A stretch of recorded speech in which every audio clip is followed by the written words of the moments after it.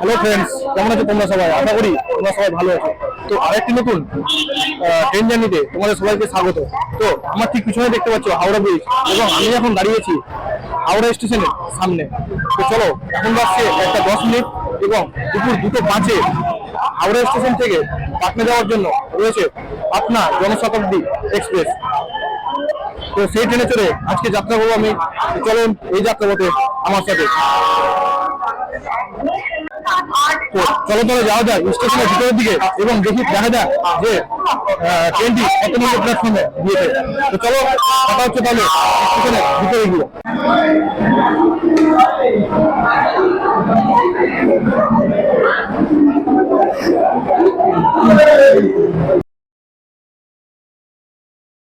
চলো, ঢুকে পড়েছি হাওড়া স্টেশনের ভিতরের দিকে এবং আমাদের ট্রেন 12023 পাটনা হাওড়া পাটনা জনশতাব্দী এক্সপ্রেস দিয়েছে 9 নম্বর প্ল্যাটফর্মে।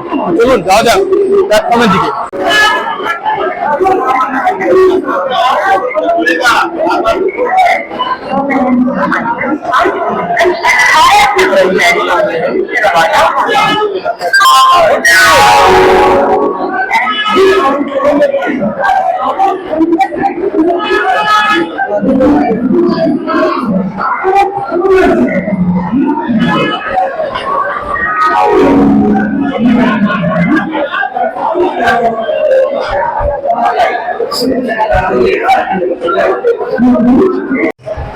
আচ্ছা, তোমাদের উদ্দেশ্যে একটা কথা বলি। তোমরা যারা অ্যাপ দেখে চলো তাদের উদ্দেশ্যে বলছি, যারা অ্যাপ দেখে চলছো তাদেরকে বলি যে যারা মানে অ্যাপে দেখাচ্ছে ডিএল পোস্টটা হলো একদম ইঞ্জিনের পিছনের দিকে, বাট আসলে সেটা না, আসলে হচ্ছে ডিএল পোস্টটা হলো একদম পিছনের দিকে।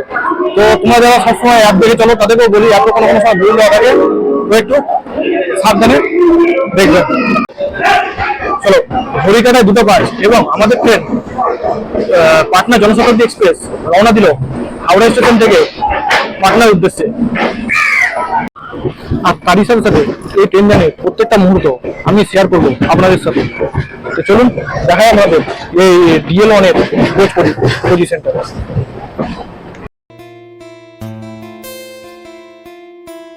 তথাগত দিক থেকে এই ট্রেনে রয়েছে 21টি কোচ।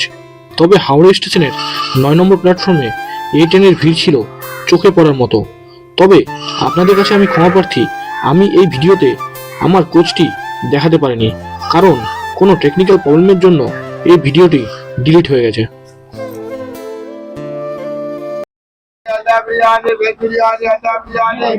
কলকাতা হাওড়া থেকে 157 কিলোমিটার পথ অতিক্রম করে আমাদের ট্রেন এসে পৌঁছেছে দুর্গাপুর স্টেশনের 3 নম্বর প্ল্যাটফর্মে।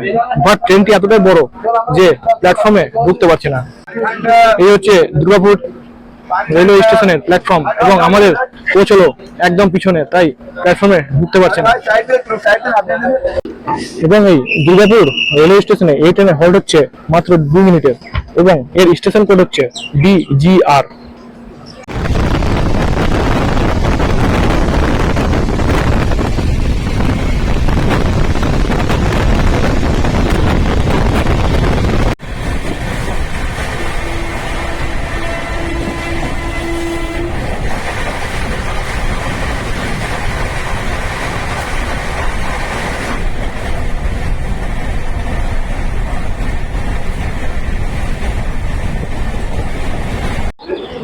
কলকাতা হাওড়া থেকে 199 কিলোমিটার পথ অতিক্রম করে আমাদের ট্রেন এসে পৌঁছালো আসানসোল স্টেশনের 2 নম্বর প্ল্যাটফর্মে। আর এটি হচ্ছে আসানসোল স্টেশনের 2 নম্বর প্ল্যাটফর্ম এবং এখানে এই ট্রেন স্টপেজ রয়েছে মাত্র 2 মিনিট। এবার আমি তোমাদের বলি ভাড়ার বিষয়টি। এই ট্রেনে রয়েছে 2টি ক্লাস, এসি চেয়ার কার এবং 2S চেয়ার কার বা সেকেন্ড সিটিং। এসি চেয়ার কারের ভাড়া 790 টাকা এবং 2S বা সেকেন্ড সিটিং এর ভাড়া 225 টাকা।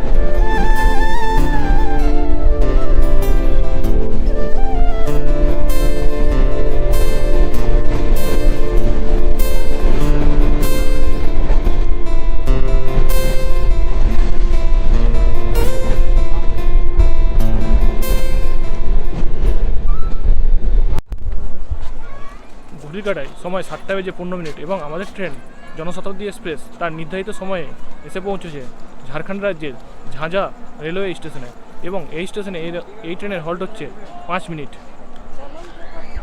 আর এটি হচ্ছে ঝাঁঝা রেলওয়ে স্টেশনের 3 নম্বর প্ল্যাটফর্ম।